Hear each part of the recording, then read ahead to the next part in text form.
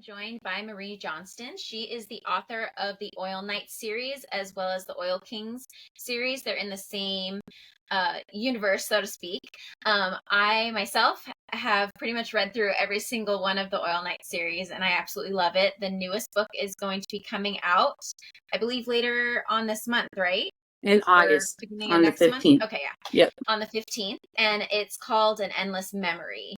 So thank you so much for joining me today. Thanks for having me. Yes, I love it. I love your books. I actually, Thank you. like I was mentioning to you before, I joined this ARC team when you did Cody and Tova's story, and then I've been on it since then, reading all the books as they've come out. Like I said, my favorite is Wilder. And what is your writing kryptonite, do you think, when you're writing? Oh, the middle of the book.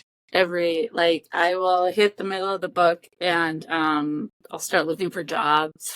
I'll start questioning every decision I made in life, and I just have the hardest time. And then I'll break through to about the 75% point, and usually by then I know. I mean, by the end I know where I'm going. I'm just a pantser, so I don't usually know how I get there. So the middle can be really challenging for me on some books. As far as like getting to the writing, it's if I have a lot of stuff to do, like a to-do list, and it's just constantly in my mind, then sometimes I just have to stop and go get that cleared off, and then I can sit and write. That's good. So you don't do an outline then? You just know, kind of go with it. sometimes if I have a bunch of scenes that come to me, so I just finished the first draft of the book one for the next series, Oil Dukes. And that one I had a bunch of scenes that I knew I wanted, but I didn't know where they'd go. So sometimes I'll draw out this, I can't remember the book's name, but it had something about story structure in the title. And he had like a little chart of all the different points in a book, the major plot points. And so I will sometimes draw that chart and then figure out where those go best. But sometimes I go into a book with very little other than the opening. I really try to have an opening I'm excited about. And then from there, I might not know anything. And then there are some books where I'll know, okay, I want this scene to happen, and I want this scene to happen. I want to introduce these characters. But I don't always know where they're going to go. So when you get your ideas, is it like usually like the name, or is it like the scene the opening scene that you get when you're writing? It'll be different ones. Yeah. So with Endless, because I wanted a little more of an opening oomph. So I guess I'll go since A Fearless Memory is already out. They were neighbors to lovers. They already knew each other. So I thought, how do I introduce them again in the book when they already know each other? If people have read this series, they've seen them meet and talk. So I don't remember how I thought of it, but it's just kind of good. And then it's the challenge of, oh, can I get this to work? Can I get this on? And sometimes it'll be scenes you see from TV. I'll think, can you do that in writing? Can you get that same impact that you would on the TV? And I think that was one of the scenes. And so I thought I wanted something a little more exciting to get them thrown together a little bit. And then somehow, I think to me, it was the neighbors. I kind of had to ask someone because I'm not always in touch with what people expect out of tropes. So I'd never really, I don't know if I'd written Neighbors to Lovers, but I hadn't read a lot that were coming to mind. I'm sure I've read them before, but I talked to someone that helped me with plots, and I'm like, what? And she was like, oh, Catching Without the Shirt On or something. You see through the window, and then I think that's when the juices started flowing, and I was like, well, what if she gets locked outside? But then it was figuring out the logistics to do it. Like, how is this going to make sense? And I was really happy it worked out. It was so good. It was so funny. I was dying laughing when I was reading that part. I was like, oh, that's mortifying. It was so funny. But it was such a good way to knock the two together. Yeah. So good. And there's kind of one in Endless, and that one they hadn't met before. So it's like, how do I get them to meet? And I still don't know what people will think of it. my proofers, the editors and my proofreaders, I don't know if they didn't say anything, like, I don't know about that, but um, we'll see I if think that goes over better. organic But for all of the ones like you did, even for like Tova's was like intense, and hers was like organic, I guess, in a way, yeah, like how they met. And the same with like Wilder and Sutton, like the second chance, like they already obviously know each other, they have history, yes, but like his like female kind of came in, and like I feel like that would kind of be what would happen, I would think, if there's still like unresolved issues. So yeah. they were all really, really great. And with Wilders, I had that scene of the pickup, and I don't remember if I was writing in the summer because street dances are big here, and I've only been to like one street dance in my Hmm. life. But you've been to one, you've been to them all around here. So um, I thought that way to get them, because with second chances, especially the marriage on the rocks one, which there's kind of was. So it was Yeah. such a short window after divorce. Those have been some of my most challenging books. But I had the idea for the street dance, and I thought, let's go with that right in the beginning. And then that's when it turned into the sneaking around with my ex-husband. I was like, oh, even better. Yeah, it was great. It was a great story.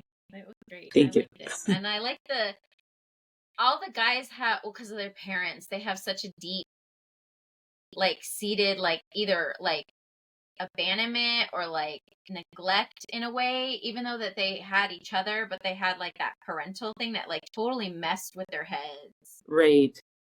And like you see like the process of them going from that to like where they like let it, not let it go, but like let it go enough to be like, it doesn't define me.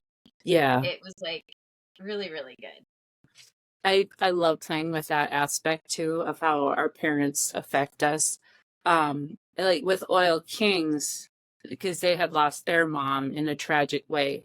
So it was very much playing with how did that leave each boy, and the dad too, since his is book one. And then in Oil Barons, it was just the drama that happens between siblings and aunts and uncles, especially if they farm and ranch together. Just little snippets I've picked up over the years being around the community. And then the Knights was, I could do the same. And then I haven't really done that with the Oil Dukes. And that's like, oh, crap. they're gonna need their conflict from somewhere. So Yeah. it'll be another challenge for me. Yeah. So, so you get a lot of it from life experience, a lot of your ideas for your writing from the A community you little live bit. It just soak up from the community around me and stuff. in. Hmm. My family's pretty mellow and not very dramatic, but these still have some of those tensions with like my dad and his siblings. So I like took a little bit of that and just amplified it for Oil Barons. Hmm. With the really cold seeming like older generation that's in charge of all this. And then my in-laws were, ranching families, and they ranched with um, my father-in-law ranched with his brother while my husband grew up. So there's lots of conflict there to draw from that I can Yeah. just kind of play with. And then just hearing, because North Dakota is mostly small towns, so you just hear stuff over the years of people talking about all the issues in this world. So I've been able to draw on a lot of that. Great. So, does writing energize you, or does it make you kind of feel exhausted, or is it like a even balance? I am probably an even balance. It energizes me, but if I do heavy word counts, I will really turn my brain to mush, and I'll get really cranky at night. I Yeah. realized I thought, well, if I do 3 really heavy writing days, I don't have to write the rest of the week, because it doesn't really work for me to write every day, because I have, well, 2 of my kids are going to college, but I still have 4 that, they call home or they have appointments, or I have appointments. So um, I quit my career when my third was born, and then I kind of worked part-time. So I'm still like the stay-at-home parent. Hmm. So a lot of my day gets broken up. So writing every day isn't the easiest, but when I tried writing heavy, even if it was just 3 days a week, if I go over what I'm used to, um, I get really worn out and cranky. And I think it's because of Okay. that word count. Probably. So what is your like your normal writing day? Like how do you have like a goal you set of I'm gonna write, this many pages or like this many words, or is it just Yeah. kind of you go till Right you're now, tired? yeah. Right now, because I set a heavier schedule, I do 3,000 words a day, 5 days a week. If I can hit that 5 days a week, it's a challenge, but I can kind of do it as long as I'm always, because I'm not an outliner, I just have to make sure I have time to think. Mhm. So if that means getting like cold stone and sitting in a parking lot of Lowe's with no kids and no radio on, no phone, and just let my mind go, that's how I finished one book. I was like, okay, I know what I need to do now. So I just have to have that space to create. Um, but otherwise, like comfortably would be 1,500 to 2,000 words a day would be Okay. comfortable for like 5 days a week.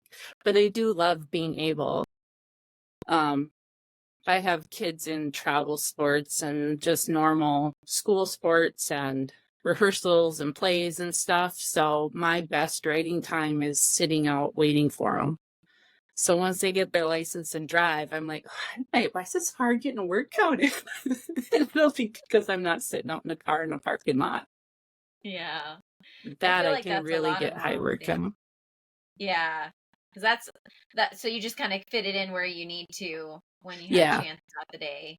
I've been really fortunate that I can kind of take whatever and just sit and write. I prefer not to dictate. I've done that before. Like all of my dragon shifters, except for the novella and the very last book, I dictated.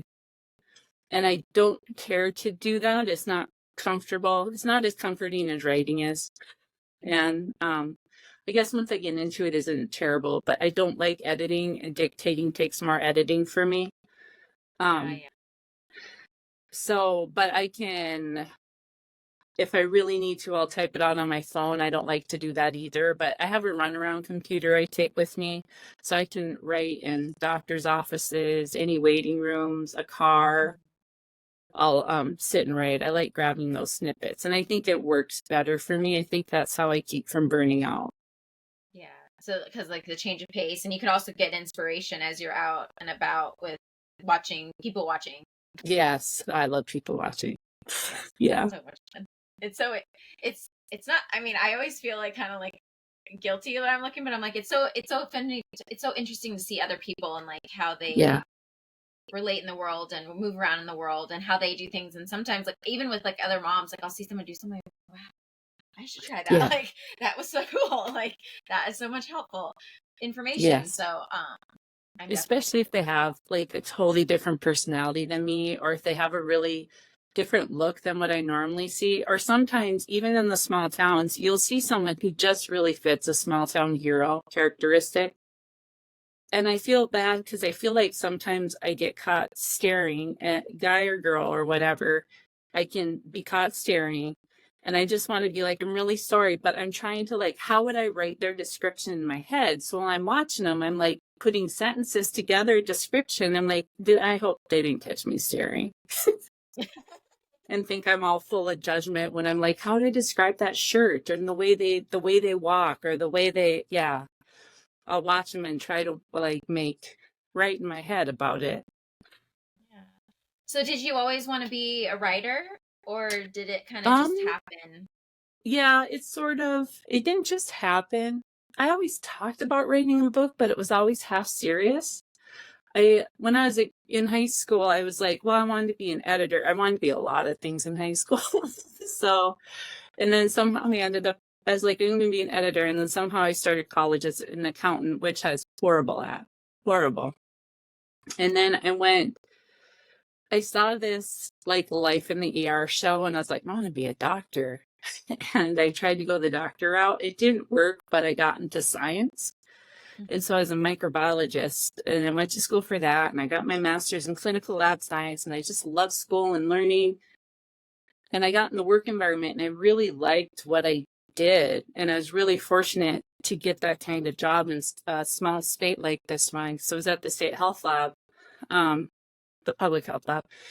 And it just wasn't a good environment. The work I got to do was really cool. Um, but it didn't fit my personality. And honestly, I've realized working for other people doesn't fit my personality. So, Yeah. um, and then we were having more kids and my husband was getting deployed. And I was like, I can't keep doing this much daycare. And pretty soon I'm just working to pay for daycare. So then Yeah. what are we doing? So then I quit to stay home and I still did med tech stuff kind of part time. But even then, just working part time, and he's traveled for work and he traveled for guards, and then I would try to fit in my shifts. I'm like, how are we going to do it with kids and school and schedules and being in the lab means I'm really tied to the lab. It's really hard to leave for an appointment or something. And so I had like tried writing, but it was all nonfiction stuff. And I'm like, I don't really know. I'm not a master of something to write a nonfiction book or to get a lesson from my life to write a memoir. There was nothing there. But I was a romance reader. And then I saw Jacinda Wilder, I think, had a clip on ABC about indie publishing.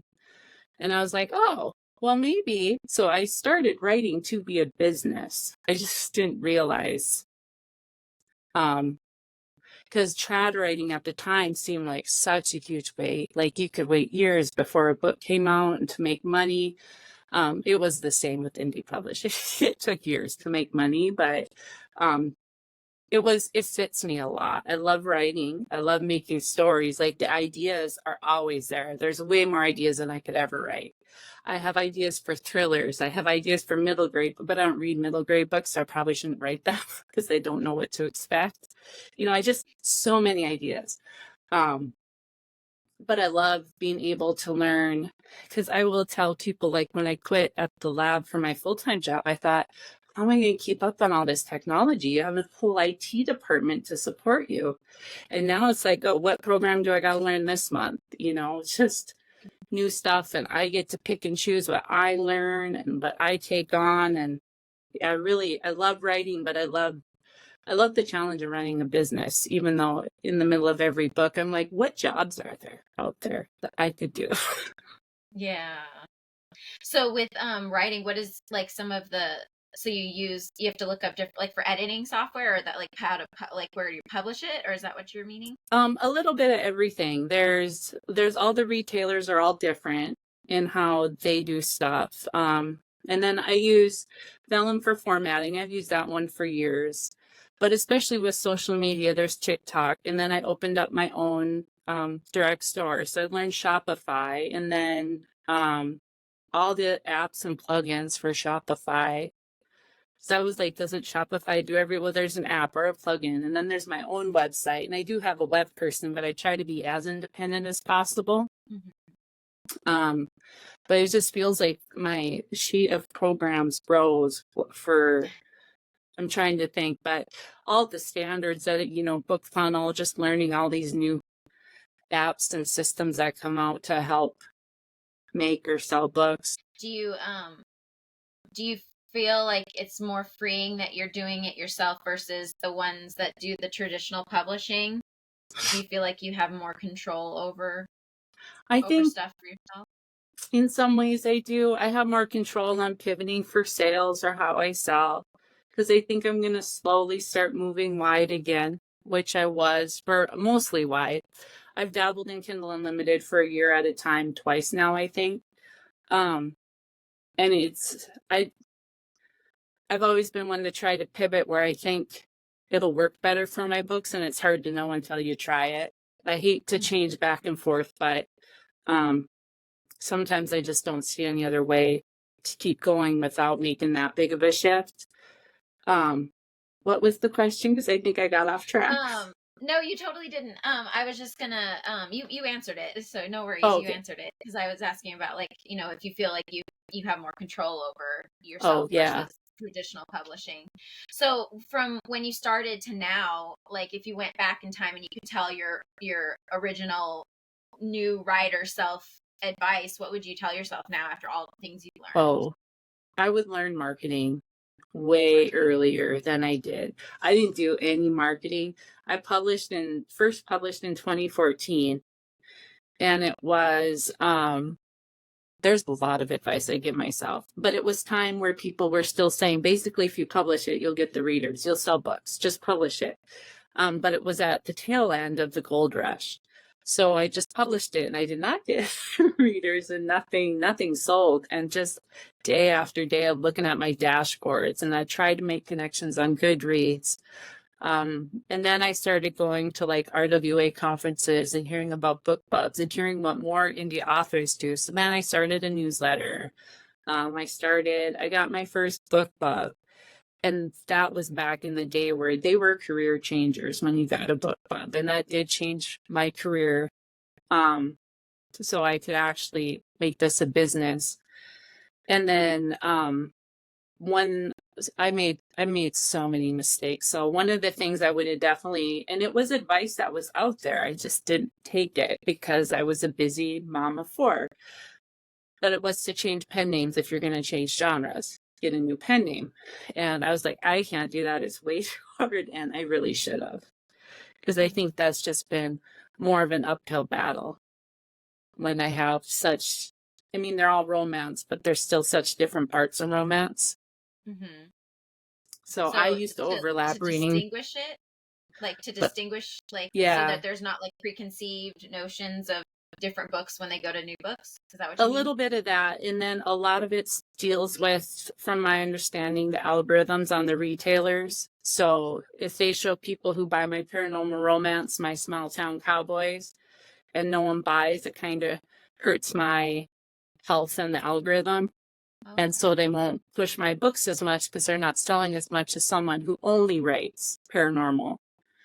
And then even within that, I switched to shifters and I switched to vampires and then I did angels as I did. And so I just kind of kept diluting every part of my writing. And I would go back and tell myself, either stick with all shifters and keep going or start a new pen name, even if it's M. Johnston or something, to hopefully keep my name healthier at the stores. I think I just added a bunch of books to my TBR list, though. Oh, really? I'm gonna go look up because I love fantasy. Oh yes. I'm doing a whole fantasy sleeve right now, actually. Awesome. And so I will have to check all those out and read some of those too. So that's great. Well, that's good to know. I didn't even think about that with the algorithm that if you're not selling in one specific book, that it could then shadow over everything else. That's kind of crazy. Yeah.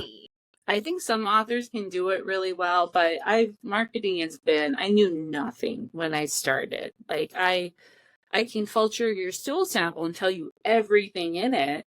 But I could not sell a book. I knew nothing about. And so all of that has been learning from the ground up. That's really good advice to know for people who want to pursue writing, that, really have that ability to market. Do you struggle with with that, like promoting yourself or talking about yourself? Do you ever have any like that, like self-doubt, or is that pretty much, it's just the mechanics of marketing? Yeah, I have a hard time being as aggressive as I think I could be. And I'm not a natural in front of the camera person. And so I see a lot of authors do really well on Instagram, just putting themselves out there because they're charismatic people. People want to get to know them. They want to be in their orbit. And I've never been that kind of person. And the few times I've tried, it's just been so odd to me just because it's not me. And so I'm a very intuitive person. So I really try to do stuff that works for me and my personality. And I'm not like a party hostess. My husband gets one game night a year and I will gut through that. And I love it. I love having people, but to plan to do it. So that part of just constantly putting myself out there, is hard. Like I love relationships and making connections, but I'm very low key about it. Yeah. So you said your husband's in the service? Yeah, he's still in the Guard. Okay. So do you draw from that? Have you thought about drawing more from that, living through that? It's surprising that I don't. A lot of the things that I should, because I don't write very many science characters at all. I don't write much STEM. And I don't know if it's because I had such a bad experience in the field. like, I love STEM. It's just, they're very interpersonally competitive. Mm-hmm. And I think, um, I didn't do well in that environment. I'm doing that a little more though the heroine of the Oil Dukes book, she's going to be a chemist. So I drew on some of that. And I don't write very many. Anson was former military, but I was really cognizant. And it was kind of a toss up because I've known people who retired from the military and they're very, you can tell they spent the last 20 years in the military. And I didn't want to quite do all those stereotypes, even though I know those people. So I really he was a lot more subdued, I think, for having been in the service as long as he was.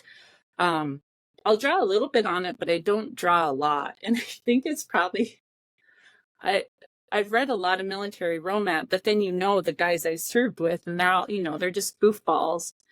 And it's hard for me to like pair those together.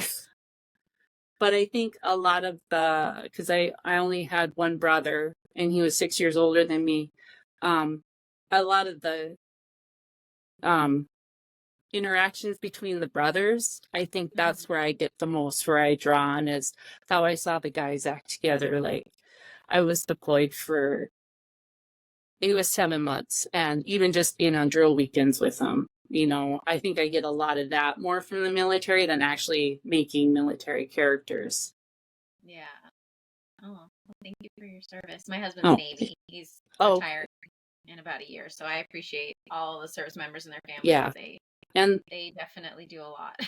And it's tough on the families, like, and I think that's another one I want. Like, my husband got deployed when our son was born. I was pregnant when he got deployed. And then he got deployed again when I think our first two were like 5 and 2. And the first one was really, really hard. I had a lot of PTSD from the first, having the baby alone, and we had just moved to a new town, and that was just not fun. And then the second deployment, mentally I did better, but it's still really hard when you're left to run everything and it's just kind of you, Yeah. And then when they come back and you have to reassimilate and make new patterns, it's a lot. It's a lot of up and down, up and down, up and down. And then we try to shift and share duties, and then he'd be gone again. And it's like, well, I might as well just do all the bills and everything, because we just keep separating him, and then he'd have to go for like 4 months of training or whatever. And so I think mentally I just kind of stay away from all that heaviness when I write, because it would probably end up coming out, and that's not the kind of I don't want to make people cry all the time. Well, maybe it might be. You Very keep cathartic. it in the back of your mind. Yes. Yeah. So I love military romance ones. I think because I can relate to them so much with living it, that I really like them. But I love Second Chance. I love Small Town. I think is like one of my favorite. I don't know. I lived in Phoenix. I grew up in Phoenix. So it's a smallish town compared to like LA, but it's not a small town. So I've always been so fascinated with a small town. Yeah. Like aesthetic and vibes and just the people and like the found family and everybody has each other's back and your neighbors. Like, I love that. Yeah. We don't have and I do that, like the town I grew up in, I think we had 8,000 people. And then I lived in Fargo for a while, so that's my city experience. And I remember in basic training where I asked one girl where she was from. She goes, "Oh, I'm just from an itty bitty town of 100,000." I was like, 100,000 people? I don't think Fargo it wasn't that big then. I think it is now, but I was like, oh my gosh, is that what you think a small town is? And then my kids go to school, and I think we live between a small town of 20,000 and then a town of 1,000. And our kids go to school in the small town. But I am also glad I don't live in it, even though I love small towns. But it is nice not to have to be a part of such a small community, because there is the negatives of everyone knows who you are. Everyone knows your business. So we can buffer a little bit from that, but I do love writing that stuff, just all the interconnected. And that's with oil barons. They did all the cousins, because around here, a lot of family sticks around. So you do But I realized that's really confusing. I was confusing myself because I'm like, okay, whose kids are these ones now? So siblings from now on. Yeah. So what do you think what elements do you think makes a great story? Oh, I have been learning that myself. I think I really like the character growth, um, and trying to pinpoint a character arc. I really like the tension, and I think that's one of the most challenging because I tried to write like erotic romance, and it was really, really hard because keeping that level of tension all the way through the book was a big challenge for me. But I like just the relationship tension. Mm-hmm. And I don't want to say action, but I listened to this snippet someone posted on Facebook, and I really tried to write according to that. And it was the self art creators talking about their stories. And it, Mm-hmm. instead of being and then this happened and then this happened, to be more like, how did they phrase it? I should look it up before I try to say this, but it was like, because of this happened. And that's how they do their scenes, where one scene basically motivates and provides the fuel for the next scene. And I found those are, when I read a good story that I can't like pull myself out of, it's because they keep drawing you in deeper.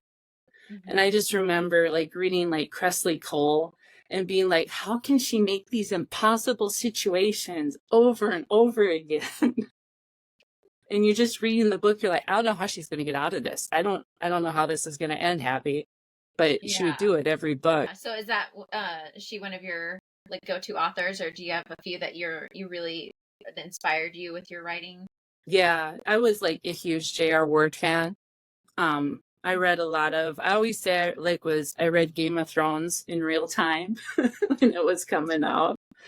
And then I switched to fantasy when I realized, I switched to fantasy for a long time. And that's kind of what I grew up reading.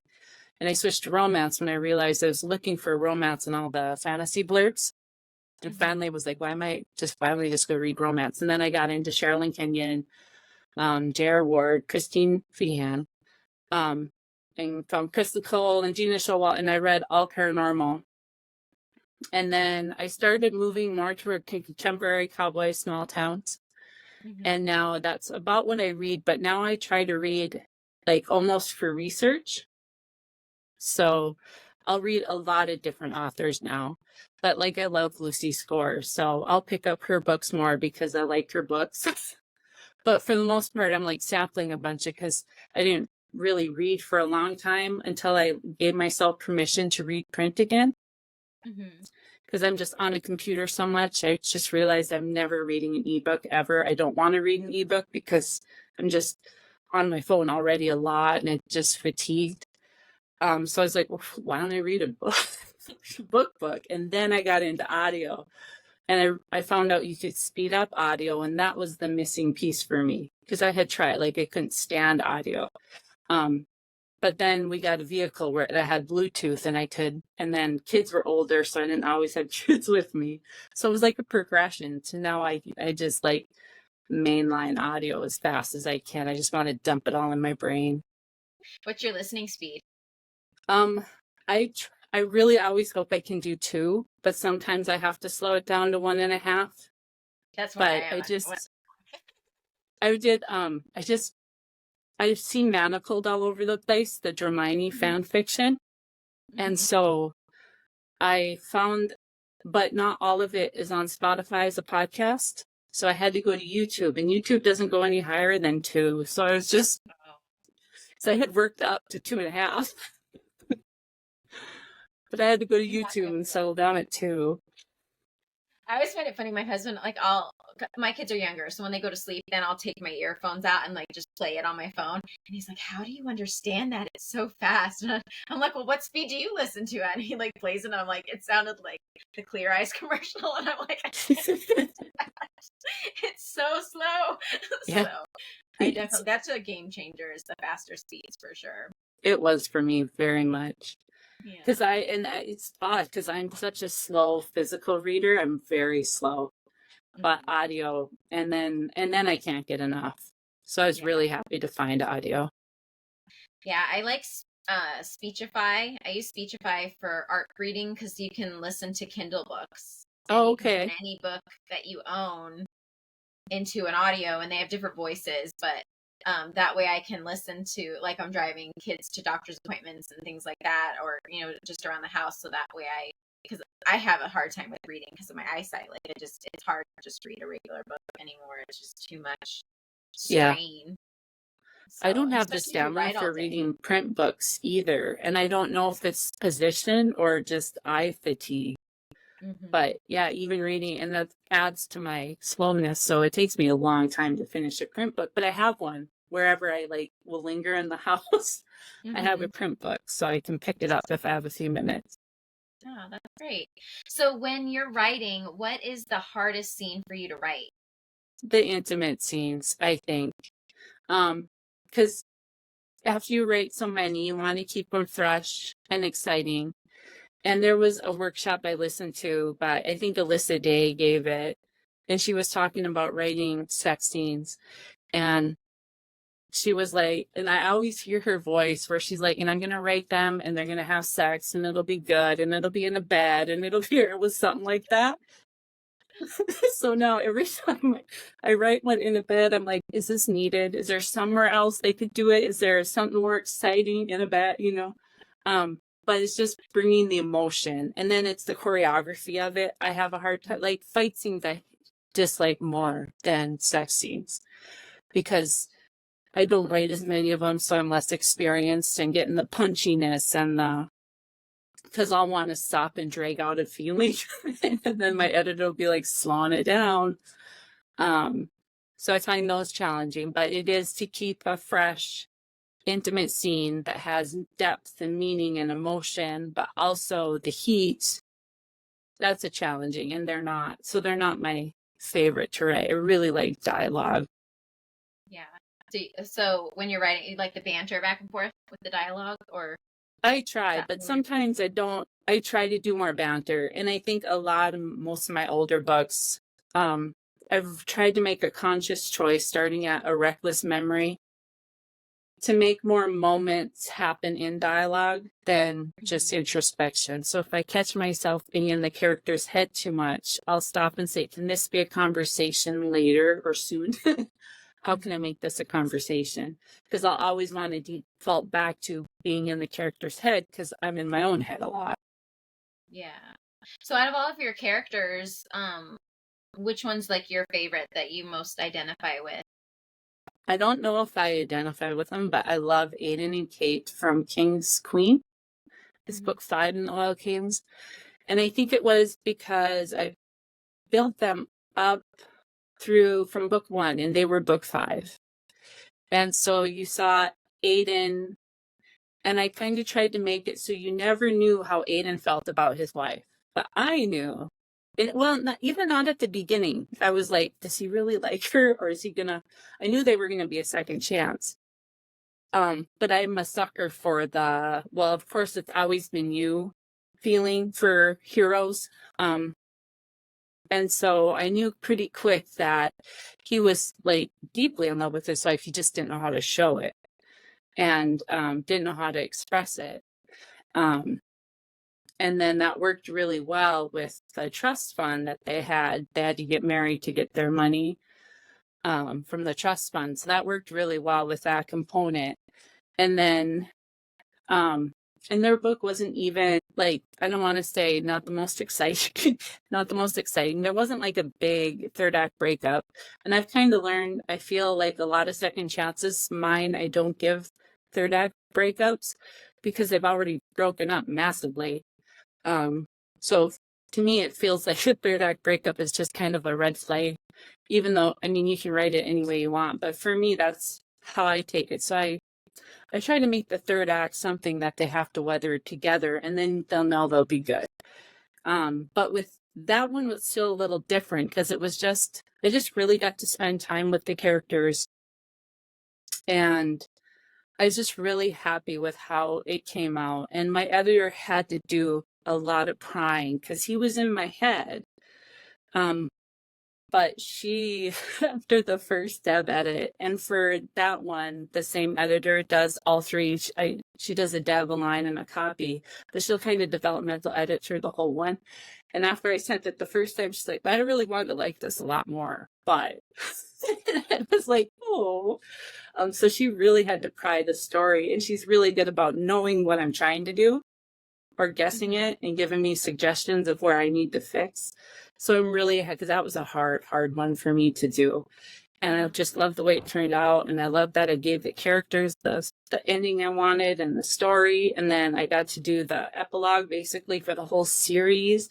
And I just felt like, for me, it all fell together. That's really awesome. So when you're writing, what's your favorite like dynamics of a characters? Is the second chance and that's like the main one you like, or is there other ones that you really are drawn towards? I like the enemies to lovers. And even though sometimes I like to read a heroine that, I don't know how to explain it. I don't want to say can't stand up for herself, but there are some authors that do it really well where the heroine will kind of get stepped on all the way through the book, and then have the redeeming moments. And I found that when I tried to do that, my heroine's attitude comes out. And I really like that. So when I'll lean into those moments and be like, well, maybe those just are the heroines that come to me better. So I really like it when they have these sudden moments where they'll stand up for themselves. But I have to balance it with, character arc and growth, depending on what that is. But I really like those moments where they give as good as they get, I think. Yeah. So with all your writing, you said you really just kind of go with it and just write it. So do you ever get to the point like in the middle where you really are not sure how you're going to get, like, do you know the ending like as you're writing it, or did it come to you with the beginning, or does that just kind of, it's just flowing? Yeah, I don't always know like what the black woman will be or why, um, and how they'll do to get there. And to write a middle that doesn't drag the story down is really challenging. So there have been times, one of my editors, the developmental editor who does the Oil Knights, and she did the Oil Barons, she'll do plotting calls. So if I have time, and then there's the fairy plot mother, I think. Becca will take calls too. So if one of them are free, I've done a couple SOS calls. Like, I don't know where I'm going in this story. But I don't know if you've heard of Becca Syme in the writing community, but she's a book writing coach. I can't remember like the title she gives herself, but she's very much about Clifton strengths and writing to your personality or working to your personality. And thanks to her, I've learned if I give myself time and give my brain space, it'll work through it. But if that isn't working and the deadline's bearing down on me, and I have a personality where I cannot miss a deadline, like I will move heaven and earth to make it happen, then I will call either my editor or Becca and kind of give them the rundown, and they'll help me work through where I'm missing the conflict or motivation. Yeah. Does that ever send you in like to a writing block when you're getting close to the deadline? Does that ever like It can, paralyze yeah. you with it? And I've tried to become like I've made I think when I counted last, I think I'm at 82 books now. So I'm like, okay, it's worked out every other time. And that's helped me calm down so I don't stress. But it can be very much that it's all fine. It's fine. It's fine. As I'm trying to give myself time, looks like I'm not going to write today because I have to think. That'll be my work for today is thinking. But so far, I lean on that it's worked before, so it's going to work again. And that's helped me a lot. Yeah. So out of your characters, for these brothers, which one would you say is been your favorite? For the Oil Knights, Mm-hmm. probably Wilder. Yeah. And I did take his, because he was a small county, like rural county deputy, and my husband was a cop in a small town of like 3,000. And not a lot went on there, but he was only one of two cops. Mm-hmm. So we had a lot of the same issue. Well, I mean, I knew the issues to give Sutton and Wilder because that was ours. Mm-hmm. And when we moved, he was only a cop for all 4 years, but for 1 year of that, he was deployed.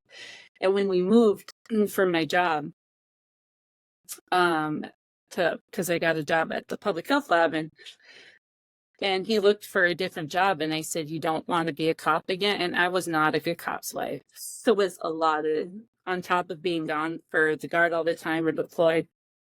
And he was like, "No, I think I'm done with that." And it was a really good decision because that's a hard life on spouses too. But yeah, a lot of the problems I gave Wilder and Sutton were my experience of he's always out on call. You can't be a priority because that's not the nature of his job. And then,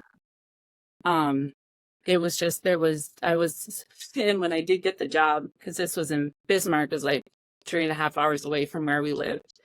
He was like, well, he wasn't really ready to move. And I was kind of like, I'm moving. I can be a single mom here or I can be a single mom there. I'm moving.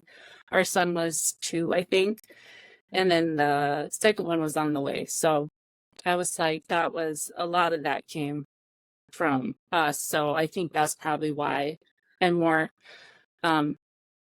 partial to Wilder too, especially because in the end he saw it too. Yeah. And left the job, Yeah. And changed his priorities and Yeah. So when you're writing the opposite sex, is it harder for you, or what do you struggle with writing that other dual point of view? I think it's making them, I'm always not sound the same as the heroine. Having their introspection and their internal monologue. Like, I guess I never put a lot of conscious effort into making them super different, but sometimes you can just slip and get a little lighter with, and that's one thing where reading other people has helped me see how they distinguish a difference in just the voice of their hero and heroine. But yeah, giving them their own distinct voice is one of my struggles, I feel like. Yeah. Because there have been a lot of times my editors will change it so, like where I say, I think I might go to the store today. My husband would say, I'm going to the store. That kind of thing. Just subtle differences. And keeping an eye out for that. Yeah. So do you enjoy writing that side of the characters, or do you more enjoy the female heroine side when you're writing? I like them both, I think. Yeah, I like them both. And I really in my paranormals, I head hopped a little bit more, especially in the early one, because J.R. Ward did it. So I was going to do it too. And writing the villains were fun. Yeah. And we talk about we're TV people, so we watch a lot of TV. And when you have like an actor who's traditionally done good guy roles to a villain role, you can see almost how much they enjoy doing that villain role. And I feel like that's the way it is writing a villain too. It's just really fun because it's different, and you can there's a lot of freedom there that you can't. I mean, the hero and heroine wouldn't ever act or say or think stuff like that. So I do love writing villains, but I don't really write them. Do you think you'd write a thriller? I know you mentioned that you were like, I fought for that. Do you foresee doing some more of that kind of stuff? I think I would like to, yeah. And I kind of I would like to try to get traditionally published just to experience it and to tap into a new market. But I don't know that I would do it in romance. Because I feel like, I don't know if some romance you really have to have a strong standout voice to get picked up, maybe. I don't know if I'm reading that wrong. And, but I do worry because I've watched thrillers a ton, but I don't read them as often. I've listened to a few audiobooks, like I heard a lot about Frida McFadden, so I found one of her audiobooks, that kind of thing. But I don't know how much watching TV will translate to knowing the story structure and expectations of a book. I think I would be okay. Yeah. But I don't know. I'm sure you'd be great at it. You do good story at plotting and outlining already. Like it flows and it moves emotions, and so you just add that new layer of it. It would probably be Yeah. really, really good.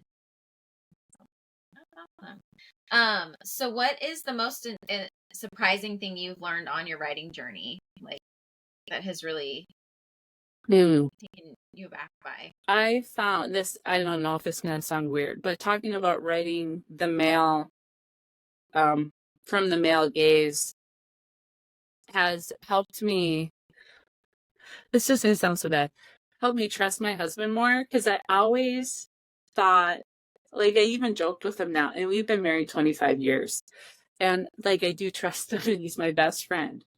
But every time he has a cranky day and he comes home cranky, I think, well, that's it. He's sick of me and we're done. And I told him that. And he looked at me like, are you serious? That's the way I think. And that used to be worse. But having to write in their heads and how much like they notice and just adore their heroine, and what it has helped me see, like, oh, guys have real emotions too that have a lot of depth. But it just wasn't something I put a lot of thought in before. And so that's helped me. I don't even know. It was just, and it shouldn't have been like, it shouldn't have been that way, but it was. And it's probably because socially I do struggle a little bit more reading people sometimes. Not all the time. I'm a people watcher, but, yeah, that I remember that being a clear thinking, and I don't have that. I mean, sometimes still when he's cranky, I'm like, so this is it, huh? But yeah, that's Well, helped that a I lot. can see that. I can see how it would be, because like we don't think like them. Like we are very.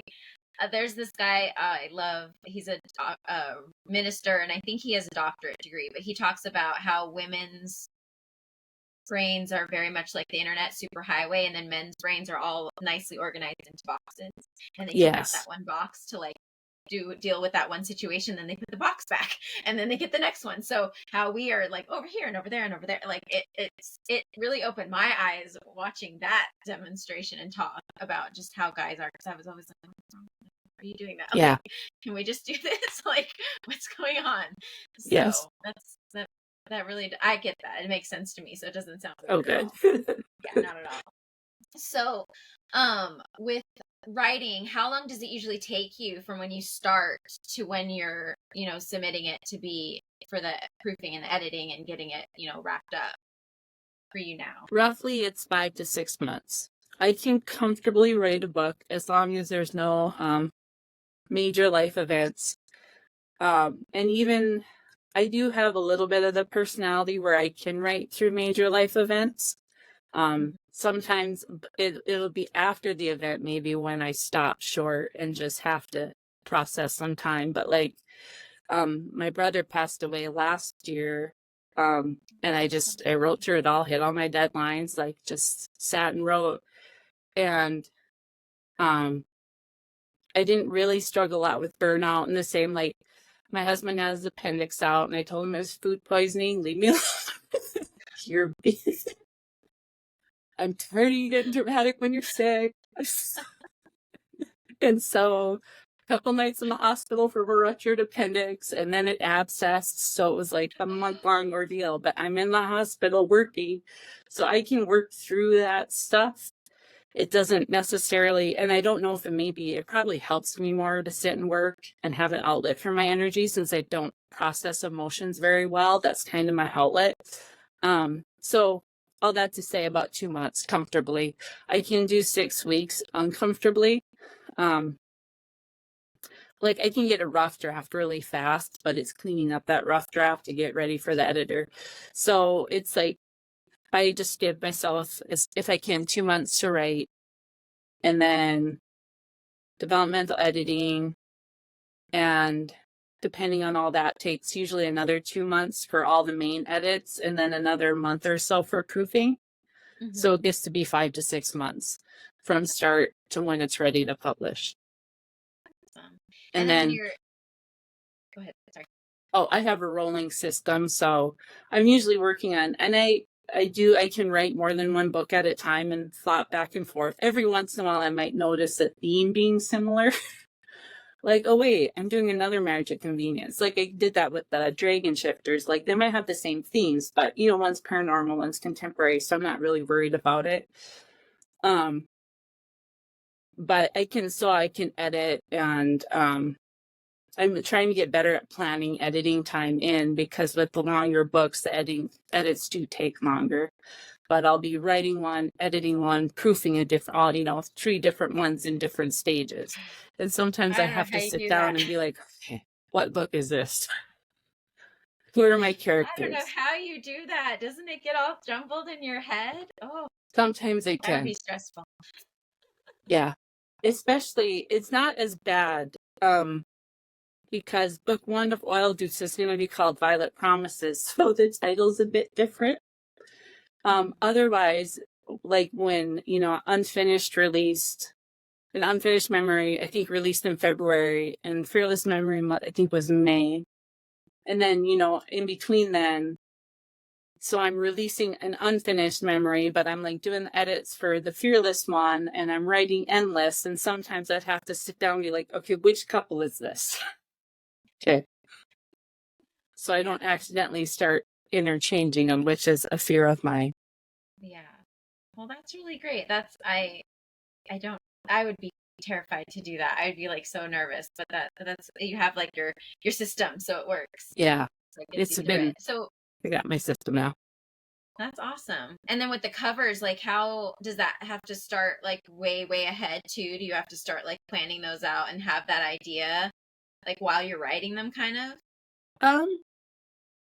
They can be like in the old days, I used to like finish a book and then get the cover.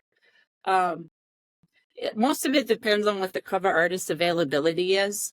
The one who did the couple covers of Oil Knights, and then the current covers of couple covers of Oil Kings, and the current covers of Oil Knights, she books out a few months ahead. So, and she actually, so I do have all of Oil Duke's covers now, and book 1 releases December, I think. Mm-hmm. So I have all those done, and I have them now, and then she'll do the print once I have all the information. She'll get the print cover ready, and she prefers to do the whole series at once. But all the other artists I've worked with, I'd just be like, I'd order a cover probably about when I started the book. Mm-hmm. Give me a few months so I'd have one for the cover reveal. And the cover, the one, like A Reckless Memory had a different cover originally, and then I had the same artist did a cover for A Temporary Memory, and then she kind of had some personal issues and wasn't able to get my covers done. So I was coming up on a release with no cover, and I was like, and we just kind of amicably parted ways. Mm-hmm. And so I'm like, to this artist, so I've admired Sarah's work with OK Creations for years. So she was a dream. It kind of pushed me like, hey, I'm in a bind. And she said, yeah, I can do them all. And so she did the first 2 right away, and did the other 3 later, thankfully. But yeah, so I have to book out a little farther, but eventually let's do them all at the same time. I guess it's a long way to say that, but I just love her work, so I'm happy to be with her. Yeah, I like the covers. They just embody each of them. So that definitely. Yeah. I'm trying something. So for Oil Dukes, I'm doing, I don't know, they're not quite object covers, but they don't have models on them. And I don't know, I hope that goes over well. Because sure it is, and I love looking at models, but in the same, it's also freeing because I don't have to try to find someone who fits, and our model's going to be out or in by then, or is it male models? And couples are really big in small town now, so should I do couples? But they're harder to find too. And then trying to get all 5, like if you do exclusive images, doing all 5 at the same time is quite a huge cost. And so I wasn't ready for that. So we did more, they're like landscape ones. So they look more like people's special edition covers, and I'm just going to go out of the gate with those and see how it does. But I'm nervous.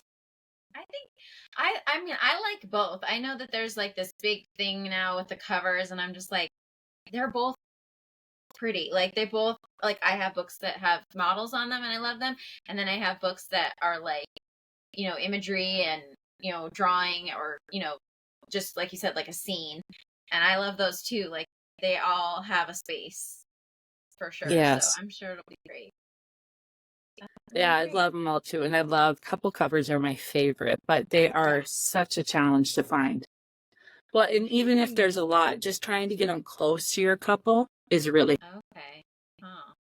That's stressful. Yeah, I didn't even think about that. Like to make sure that they look like and have the essence of the couples. That must be difficult Yeah. to try to organize and construct and have that happen. And Sarah found for the couple of covers for Oil Kings, I just love those. I just think they're amazing. And she found we used stock images because I wasn't in a place where I could do exclusive photos for those. And she found some really amazing stock images.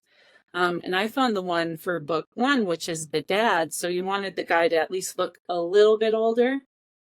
But it took me hours probably shifting through stock sites looking for. And I think she was really relieved when she said, "Do you have any ideas?" And I was like, "Well, there's this sponge. I'll take it. We'll do it." Because it's just hours spent looking at models. And it's like, this is nice, but I also don't have time. Yeah. Do you think you'll do audio route with your books or? I would love to. The Oil Kings is all in audio. In older small town series of mine, I have all in audio. I started Oil Barons, book 1 and 2 were in audio. And then the economy kind of shifted and I had to tighten things up a little more. But I really want to get back and get Make Me Blush. That's book 3. And I would like to finish out that series before I do any oil nights. But especially since I've become such an audio listener, I really want them in audio. Yes, I would totally buy them in audio. I would It totally is do that. so fun to produce. And it was one of those things where I felt like I had no knowledge, which isn't new for me in writing, having to learn everything, but I was really unfamiliar with audio. And to go through and listen and pick narrators was absolutely new to me, but that I knew exactly when, if I would, or when, someone in an interview, or not an interview, but in a audition, I could, within 5 seconds, it'd be no, no. And I just felt like I really had an ear for it, at least for what I liked. And now that I've become an audio listener, like I really know what I like.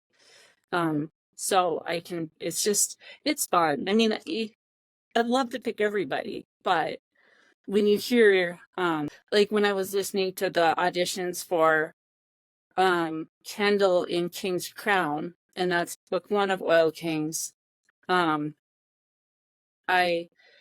was listening, and that was one of the first ones where, because the same narrator narrated the whole first series of my other small town series. So this was a new time to pick a narrator, and I went through a production company. So she got samples for me, and Kelly Navarro was the narrator, and she did something that made me giggle at my own writing. I was like, "So that's you. You're her now." And so just that excitement, it's really fun. Like I could geek out about it all day. And then when I listened to that, I had heard a guy I really liked, but he had no fiction work out yet. I think he'd probably been doing some. But in his other persona, he like narrated like textbooks, like pharmaceutical manuals. And so I'd listen to like some of his samples and I'm like, he has like a really good voice. I really liked his voice.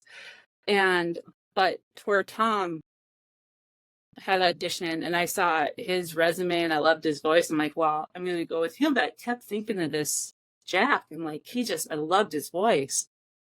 And he never auditioned again until King's Queen. And I forced myself to listen to everyone, but I'm like, I want him. And so he did Aiden in King's Queen. And then I think I asked for him again in Make Me Shiver. So that kind of stuff is just so exciting when you find like you talent. Now he's done a lot of books because he's switching over. But it was Jack Maverick. I just love his voice. I haven't heard him. I'll have to go look him up. I'm a sucker for the guys' voices. I don't know. I can pretty Yes. much like most of the females. I'm like, oh, you're fine. It's the guy that sells it. Like it has to Yeah. be a good voice. And I always almost get a little depressed when I hear an audio. I'm like, oh, this guy's really good. And then you find out he's massively popular. And I'm like, oh, I'm probably not going to get him. Yeah, that's But I hard. probably Yeah. could. I think if you plan ahead enough, I think you can get, but some of them are booked out so far. Yeah, It's just I've getting heard into some their of them are schedule like is a going to be year, hard. 2 years. That's like Yeah, for some of the big ones. I'm like, that's insane. it is.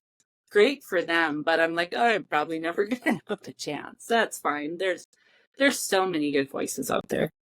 Yeah, that's great. So you have an Endless Memory coming out on the 15th, and then your next series is, you said December? Yep. That'll be the Oil Dukes. Will be December 2nd. That's Violet Promises. Oh, I'm very excited to read it. But thank you Thank you. so much for joining me today. It Thanks was for so having great me. to talk to you and hear about, of course, and hear about, your journey and your process and just all of the amazing life experiences that you've had that have molded you into the writer you are. It was really, Oh, really great to hear that. So thank you. I did not know you were in STEM. That's awesome that you have that background. Like that was a new thing I learned today. So Yeah, it feels like a that's different really life great. sometimes. Yeah, definitely.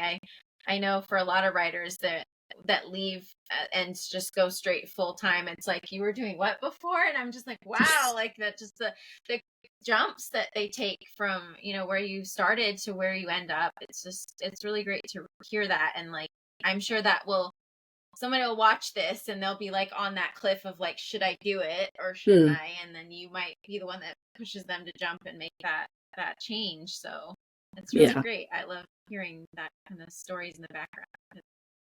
You'll change somebody's perspective on something. That's what I always say. Every that's conversation you true. have, there's something in it that someone needs to hear. Yeah. So, yeah. Well, And my thank kids, when it comes something with science and they argue with me, I'll be like, what do I know? I'm just a romance writer. Because they won't listen to me. I love that. That's great.